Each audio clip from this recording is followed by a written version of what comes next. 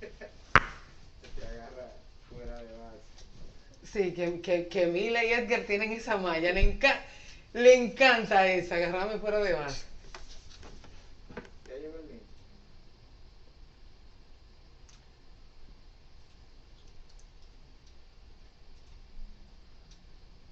Déjame quitarme los lentes porque yo no salgo con los lentes, la verdad. Para ser sincero. Ok, ya el programa está en el aire. Dame un segundito.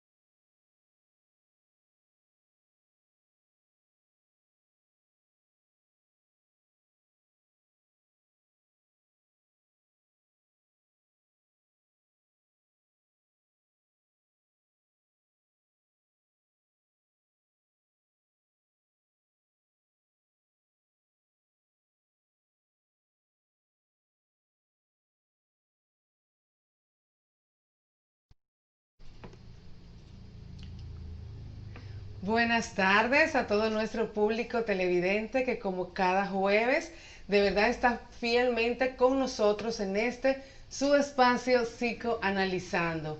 Hoy, como cada jueves, traemos un tema de actualidad y que es de suma importancia para ustedes. Es bien sabido que en esta pandemia ha traído todos unos cambios y ha traído unos, bueno, cambios en los protocolos y en la modalidad en la que se supone que debemos expresar algunos detalles y no es menos que en el caso del duelo también está incluido en esto.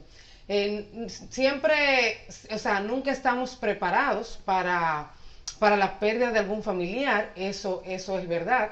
Sin embargo, en estos tiempos donde debe primar el distanciamiento social y donde hay toda una filosofía nueva que debemos de acatar, se ha habido un proceso distinto. Hay muchas personas que el no poder estar cerca de sus familiares, de sentir ese calor humano, ese acompañamiento, en este proceso ha hecho que todo se haga un poquito más difícil. Y es precisamente de esto que vamos a hablar el día de hoy. Vamos a hablar sobre el duelo, cómo afrontarlo en estos tiempos donde la situación se ha complejizado un poquito más. Y para esto hemos traído al licenciado On Blanco, quien es neuropsicólogo, está haciendo un doctorado en neurociencias, es docente universitario, terapeuta familiar, de parejas, también especialista en duelo, y es el director de la Universidad, de la Escuela de Psicología de la Universidad Central del Este. Y para mí todo un honor tenerlo aquí en este espacio para tratar con nosotros. Buenas noches, licenciado.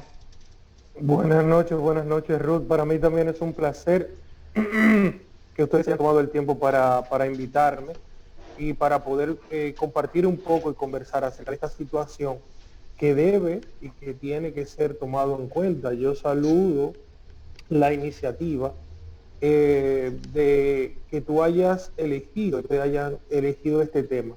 Es un tema muy importante porque es una realidad consecuencial de la situación que nosotros estamos enfrentando ahora a nivel de pandemia, a nivel mundial, ¿no?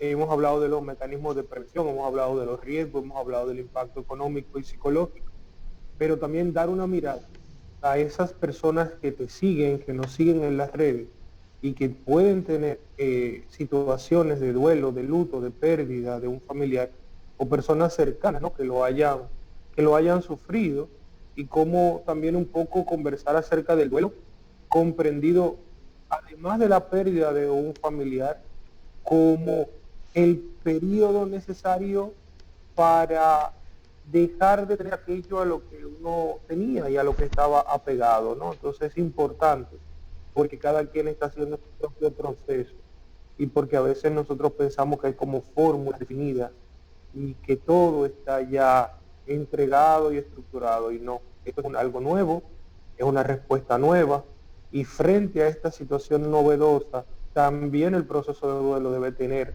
una nueva aproximación, como bien tú has dicho, de los nuevos protocolos y de las nuevas medidas que se están tomando. O sea que para mí fenomenal la invitación, muchísimas gracias. Muchísimas gracias. Así tal cual usted ha planteado, nosotros en otros programas hemos abordado todo lo relacionado a la pandemia en otras áreas. Hemos trabajado el tema de la parte del trabajador, cómo se ha visto afectado. Hemos, en el caso de los niños, el tema escolar y otras áreas afín, pero nos quedaba pendiente esas familias que en estos tiempos han perdido familiares por el tema del COVID, aunque hay otros que han perdido sus familiares por otras razones, pero esos específicamente donde quisieran darle un último adiós a su familiar que ha partido, que ya ese es su último momento y que murió por COVID, pero por el mismo tema de la enfermedad, la facilidad para el contagio, el protocolo nuevo que hay que hacer y cómo obviamente es un proceso muy doloroso, y entonces es la pregunta inicial, a pesar de que es un proceso difícil, en estos tiempos donde la misma logística, que es lo que estamos planteando, es diferente. Eso implica que la expresión del duelo en las personas sea distinta, se manifiesta de una forma diferente. Todo lo contrario, Ruth. La expresión del duelo en nosotros es exactamente igual y se ha intensificado producto de las condiciones previas que no nos han preparado para la pérdida, ¿no? Nosotros dentro de los estudios y las investigaciones que se han realizado 2012, 2017, ahora mismo el 2020, en Perú, Honduras, Estados Unidos, etcétera, se ha confirmado, ¿no?, que nosotros tenemos de alguna manera condiciones que nos preparan, ¿no? Nosotros sabemos que en algún momento vamos a dejar de existir. Sin embargo, la partida de un ser querido siempre es sorpresiva. Nadie nos prepara para el momento físico específico en el que un ser querido fallece, ¿no? Hay un tipo de duelo que es el duelo esperado, o es el duelo preparado, o es el duelo anunciado, que es cuando tenemos un familiar o una persona cercana, querida, que tiene una enfermedad terminal, y eso de alguna manera emocionalmente, psicológicamente, pues va de alguna manera preparando las condiciones para saber que va a llegar un momento en que habrá una partida, ¿no? Y nosotros vamos poco a poco cerrando ese momento. Y así como, por ejemplo, en la vejez es más dura, porque en la vejez se ha pasado por un periodo de pérdida de trabajo, pérdida de estatus, los hijos han salido de la casa, pérdida de la juventud, de la fuerza, de la energía, de la salud, que de alguna manera también son situaciones que se pueden convertir en factores de riesgo, más que en factores de prevención. Igual, la situación del distanciamiento social, ¿no?, de la cercanía en horarios restringidos, del acceso a través de la pantalla, que ha cortado la socialización, que es un tema que yo he estado conversando en estos días, hace que la pérdida sea más intensa. El dolor y las manifestaciones y las expresiones de pérdida son diferentes en cuanto a intensidad, ¿no?, porque muchas veces no se nos es permitido un cierre que permite todo el proceso de readaptación psicológica que implica también un proceso de plasticidad neuronal hasta cierto punto, ¿no? Desde la neurociencia nosotros podemos decir y sabemos que todo aprendizaje conlleva un proceso de plasticidad cerebral, ¿no? Importantísimo esa Pero, parte que usted plantea. perdón. Importantísimo esa parte que usted plantea del cierre en el proceso del duelo. Claro que sí, porque es que nosotros tenemos que volver a asimilar nuestro entorno sin la presencia y sin el significado que tiene la presencia de esas personas en nuestra vida. Y cada uno de nosotros, por tener un cerebro diferente, lo procesa de manera distinta. Aunque podemos decir que como especie, ¿no? Como seres sociales, pasamos por etapas que están relativamente identificadas y definidas. El tiempo, la reacción, la forma de comunicación, la forma de interiorizar, la forma de expresar eso que tiene sentido de pérdida para nosotros y el significado que ha tenido el contacto con esa persona en nuestra vida y nosotros con ellos es completamente distinto. Entonces, en el ambiente familiar puede malinterpretarse, ¿no? Que haya la pérdida de un familiar y que todas las reacciones son precisamente porque ese familiar ha fallecido, no necesariamente, porque el nivel de significado y de profundidad que tiene la relación de un familiar conmigo no es la que tiene con mi hermano, no es la que tiene con mi madre, no es la que tiene con mi pareja. Entonces, en ese sentido, también es importante comprender que así como se ha intensificado y la expresión no ha variado, la dificultad de hacer un cierre y la necesidad de identificar cómo esa persona está expresando el sentimiento de duelo cuando lo expresa, porque hay personas que no lo expresan y que eso sale después más tarde y sale de manera muy nociva regularmente. Eso es muy importante. Pero entonces ahí es cuando pregunto, ¿cuál es ¿sí? ese proceso de duelo? Ya sabemos que va a depender del tipo de vínculo que tengan entre las personas. Pero ¿cuál es el proceso, si hay alguno, que debe de atravesar una persona al momento de tener una pérdida de algún familiar o de alguna persona estrecha cercana? Bueno, hay varios estudios. Están los estudios de los años 60, el Bowlby, que hablan que primero hay una etapa de shock, ¿no?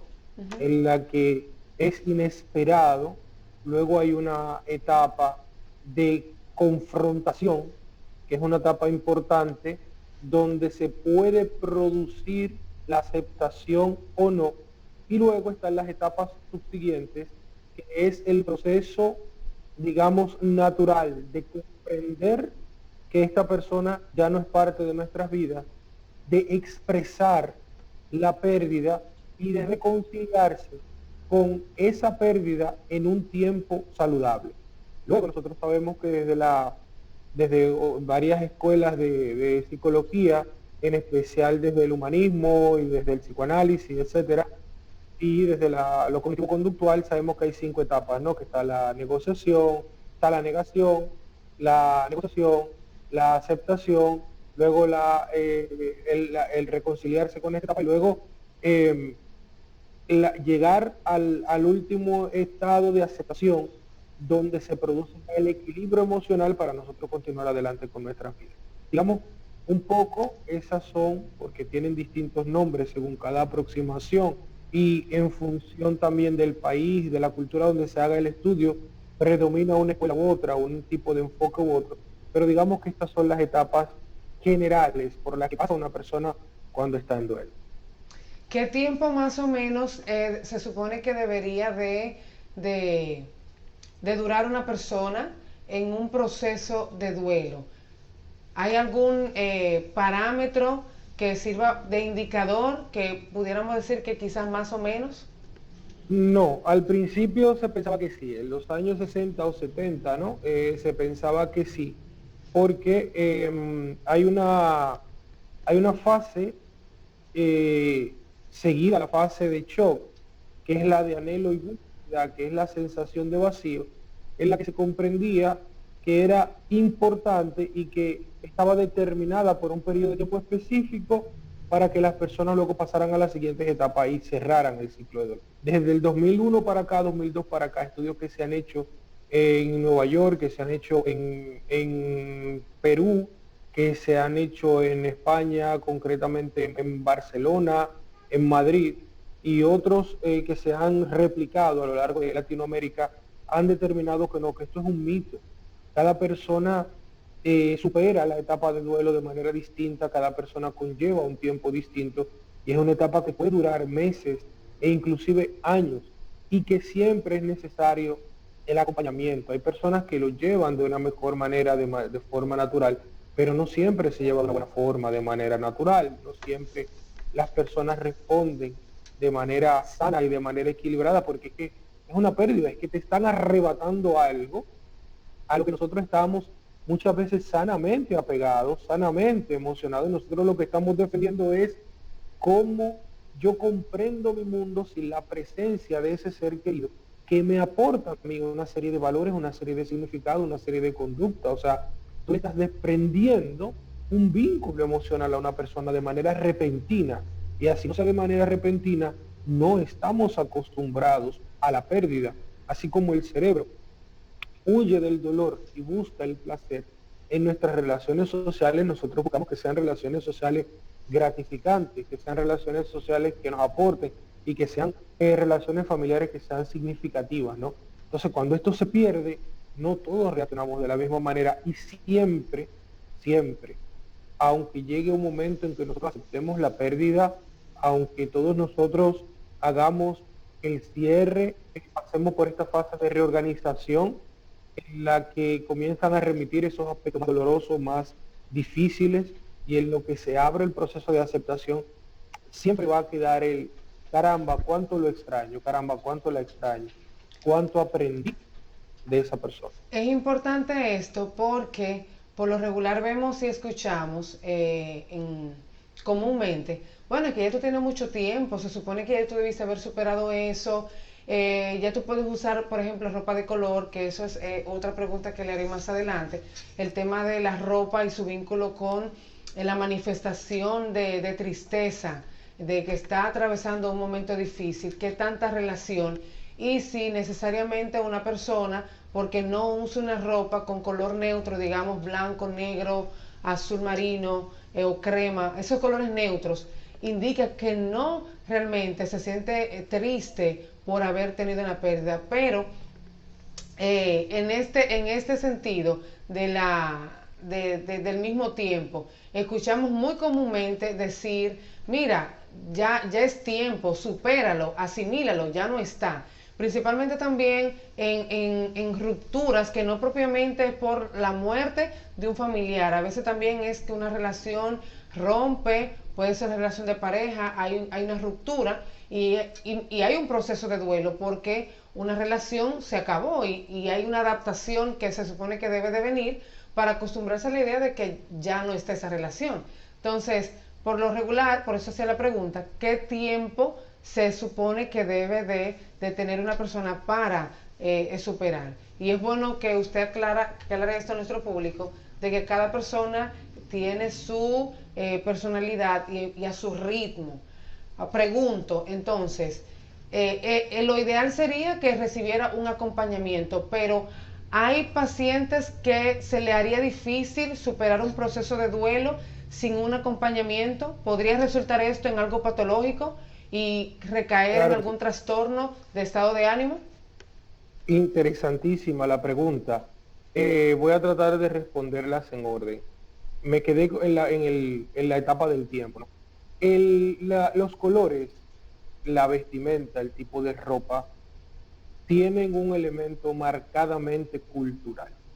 No, hay culturas en las que el nacimiento se llora y la muerte se celebra, porque la persona ha completado su curso vital y sale de un mundo en el que solamente le ha reportado esfuerzo y sufrimiento. Y perdone que le interrumpa. Recientemente vimos unos videos que se hicieron virales en la parte de África, donde se contrataban unas personas para hacer todo el servicio, o sea, le llamaban así precisamente, servicios funerarios, y las personas iban bailando y cantando durante el proceso de la funeraria al cementerio. Claro, es así.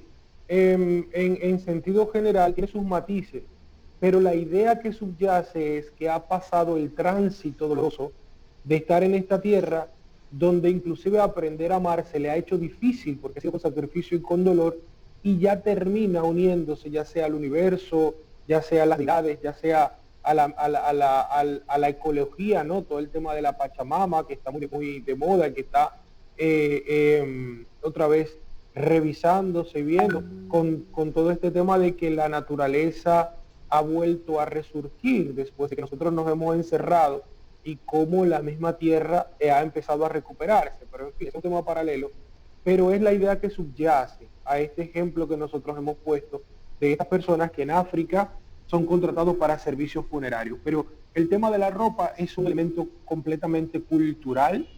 De hecho, en nuestra religión, independientemente de la denominación religiosa, la religión cristiana, ¿no?, heredada de la judeocristiana, llegó en un momento a tenerse manuales, ¿no? De la esposa debe durar 5 años, si es viudo debe durar 3 años, si es una chica y fue el papá que se le murió, debe vestir de negro durante tanto tiempo.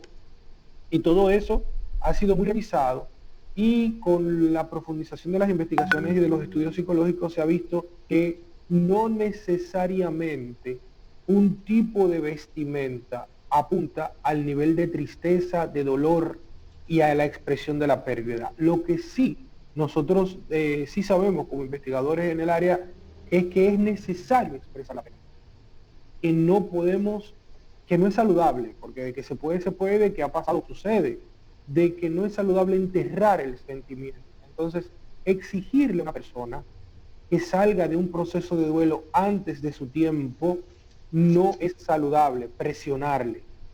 Ojo. Ahí le iba a preguntar, y disculpa que le interrumpa, que eso es otro detalle en nuestra cultura, que cuando un familiar fallece, sacamos todas sus pertenencias, las regalamos o las quemamos, o sea, salimos bruscamente de todo lo que nos pudiera recordar a esa persona, porque es lo que se supone que se debe de hacer, porque ya no está y hay que superar esa etapa. Ese proceso también hay que hacerlo cuando la familia esté preparada, porque si no también está el riesgo de lo que nosotros llamamos en terapia sistémica familias que tienen el miembro fantasma, ¿no? Que mi abuelo se sentaba en esa silla y nadie se siente en esa silla, o mi madrina se sentaba en ese sofá y todo el que viene no se puede sentar ahí, el sofá tiene una sábana y ese sofá está ahí porque ahí era un día se sentaba a tomar café hace 25 años. Entonces hay una conservación de enseres y de objetos que puede convertirse en no saludable porque no se quiere dejar ir a la persona que ha fallecido. Entonces el síntoma te da una información, lo que hay que profundizar y lo que hay que ver es cuál es la razón por la que tú no quieres dejar ir, ¿no? ¿Qué es lo que te da herramientas para el acompañamiento y para la intervención, ¿no? Porque hay personas que han tenido tanto apego o simple y llanamente piensan que no hicieron todo lo posible por mantener esa persona con vida, ¿no?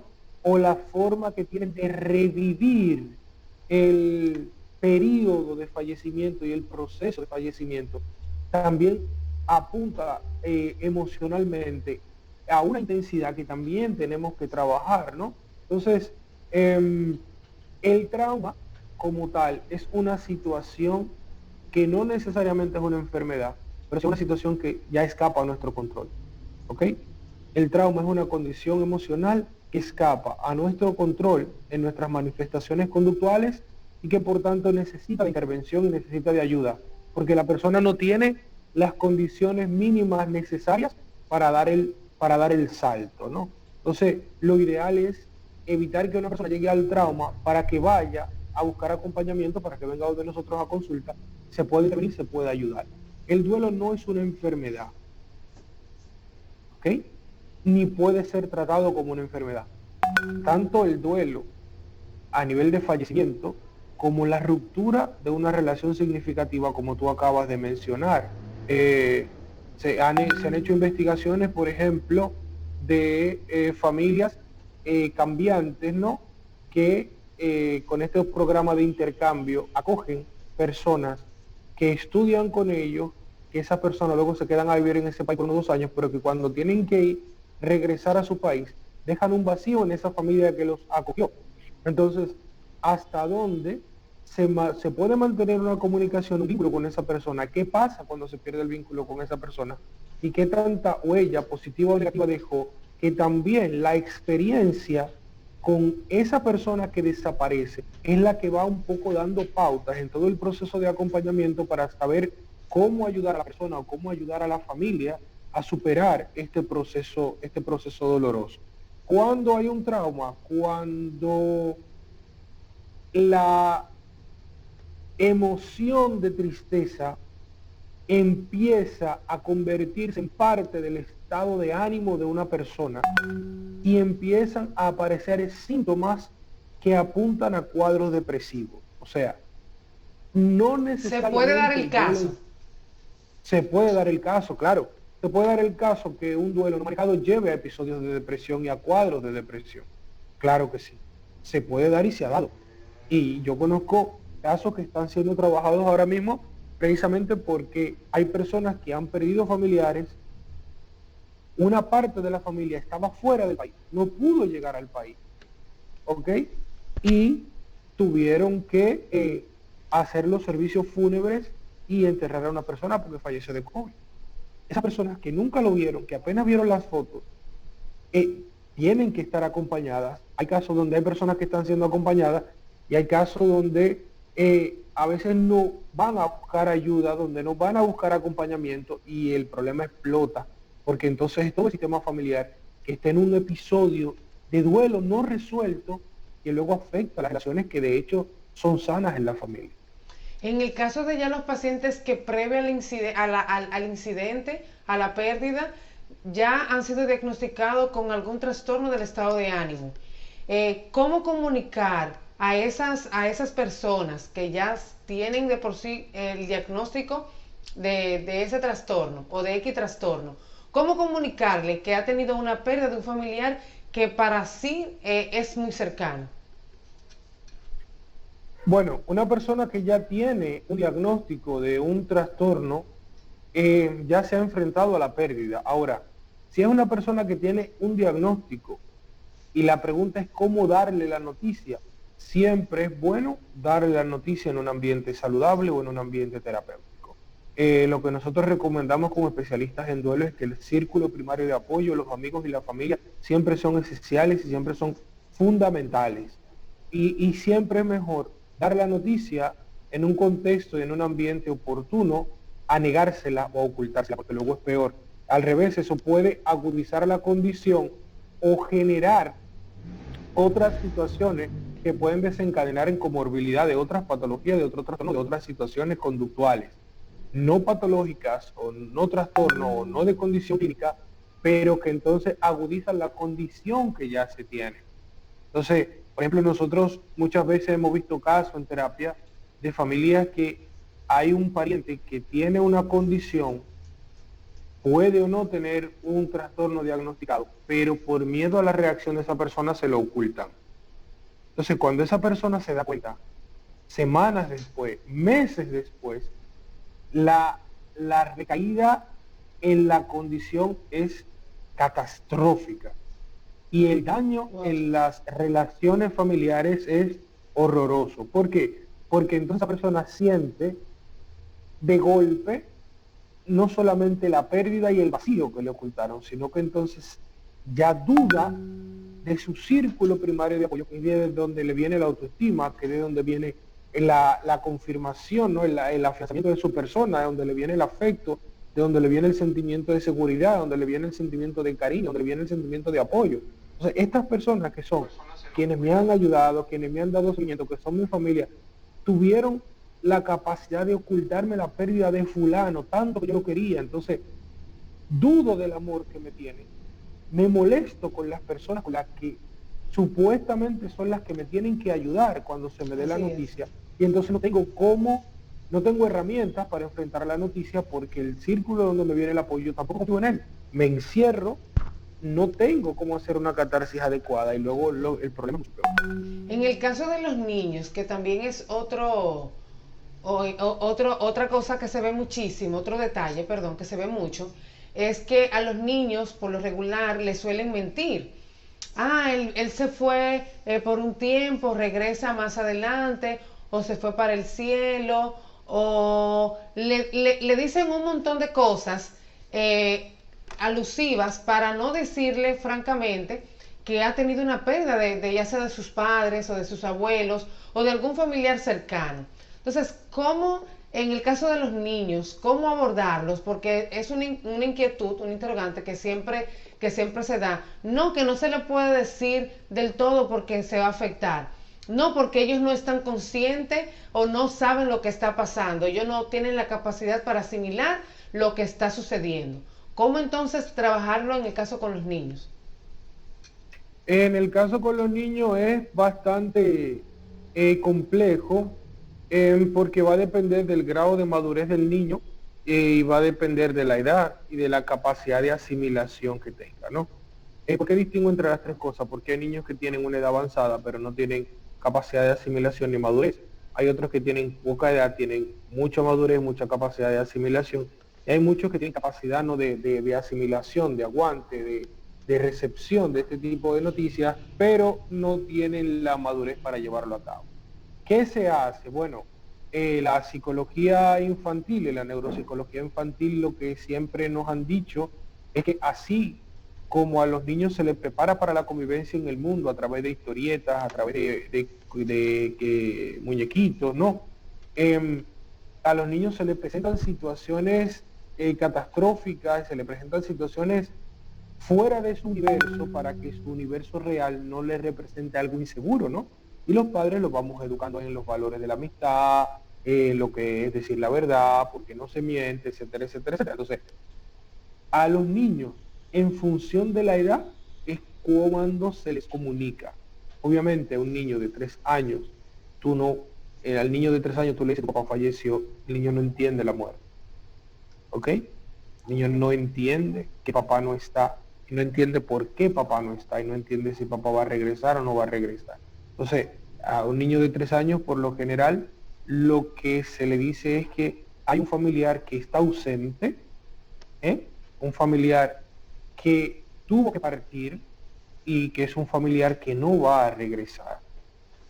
¿Ok? ¿Qué se hace con el niño? Poco a poco se le va explicando esta situación dolorosa. Ahora, los niños perciben por el contexto familiar que ha habido una pérdida, que hay una situación difícil, que hay una situación traumática y dolorosa en la familia. Así como cuando papá y mamá están peleados y el niño de 3, 4, 5 años lo manifiesta con pérdida de apetito, con escasa movilidad, con mucho llanto, con deseo de apego, se va a la cuna y se va a la habitación de los padres, porque el niño percibe que el niño no tenga una construcción cognitiva y un discurso especializado como el de nosotros, de decirte, no, el niño lo percibe. Entonces, también un niño de 3 años percibe que ha habido una pérdida. Un niño de 3 años percibe que hay una persona que no está. Entonces, lo mejor es explicárselo a su edad sin debilitar los vínculos de seguridad y los lazos de seguridad que él tiene con los padres y con la familia. Y cuando no se tengan las herramientas, cuando no se tenga ayuda, insisto, buscar ayuda, buscar un especialista en duelo, buscar un psicólogo infantil que le permita a la familia explicarle al niño este proceso de duelo. De hecho, nosotros siempre decimos, y yo soy de lo que digo, la psicología, ir al psicólogo debería ser igual que irse a hacer el chequeo médico. Psicología y medicina son canasta básica, ¿no? No hay que esperar un trastorno, no hay que esperar una situación de duelo, no hay que esperar una pérdida, no hay que esperar un divorcio, no hay que esperar una condición, ¿no? Un fenómeno condicionante para ir a buscar trabajo. Es un gran reto que tenemos como sociedad, vencer el miedo de ir a consulta porque si voy van a pensar que estoy loco o que tengo algún trastorno. Exactamente. O que tengo algún tipo de problema. Pero siempre es necesario. ¿Por qué? Porque además de que no estamos preparados y además de que es toda la familia que está de duelo. O sea, así como cuando hay un niño con síndrome de Down, o así como cuando hay un niño con gripe, o así como cuando hay un niño con problemas de aprendizaje, es toda la familia que tiene la condición. Es toda la familia que se enferma. Es igual que cuando nosotros nos golpeamos en el dedo pequeño del pie. Todo el cuerpo se viene abajo, porque no hay un golpe más doloroso que ese con un mueble mal puesto, ¿no? Entonces, así mismo cuando hay un evento en la familia, afecta a toda la familia, en mayor o menor grado, independientemente de que haya uno que sea más indiferente o no le afecta. Entonces los niños lo perciben. Y si nosotros no sabemos cómo comunicar, busquemos ayuda. Busquemos ayuda. En estos tiempos... No es bueno mentir. No es bueno mentir, porque entonces eso sí debilita la confianza y sí debilita el fortalecimiento de los canales de seguridad y de los vínculos de seguridad que tiene el niño con la familia. Así es. En estos tiempos de pandemia por el COVID, donde hay que mantener distanciamiento, en el caso de que ya los pacientes mueren por la enfermedad, hay un protocolo sanitario para evitar la propagación del virus para las personas, las pocas personas que puedan asistir al servicio y demás. O sea, ¿cómo proceder en estos casos donde hay muchos familiares que quizás quisieran estar pero no pueden? O sea, ¿cómo proceder en tema de duelo, en el proceso de duelo, en este caso específicamente? Donde el vínculo y el espacio cálido familiar se ve con cierta restricción. Bueno, trataré de ser breve. Como te decía ahorita, la despedida es un momento esencial, ¿no? Para la familia y para los seres queridos, porque permite cerrar una etapa a nivel emocional, ¿no? Nosotros en terapia de duelo hablamos de la elaboración del duelo, la elaboración del trauma, que es hacer el proceso de manera sana, entendiendo la experiencia, sintiendo la experiencia, asimilando la experiencia y luego reorganizando nuestra vida a partir de esa experiencia. Es un poco la elaboración del duelo, ¿no? El ritual que nosotros tenemos de enterrarlo, de velarlo, etcétera, es una herramienta que nos ayuda a expresar de manera simbólica la pérdida, los miedos que tenemos, las esperanzas que tenemos, las experiencias que tuvimos con él, los buenos momentos que tuvimos con él o con ella, recordar, y nos da hasta cierto punto una sensación de control y de que nosotros somos los que estamos decidiendo la despedida en nuestros propios términos, nos estamos desprendiendo a nuestro ritmo.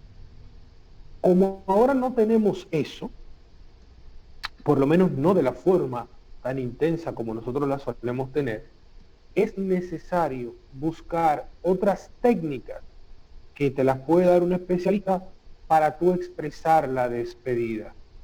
¿Ok? Nosotros podemos hacer la técnica de la silla vacía, nosotros podemos expresarlo a través de una carta, nosotros en algún momento luego podemos ir al lugar donde esté enterrado y expresarlo. Siempre va a quedar un poco la sensación de vacío porque no hemos hecho el ritual.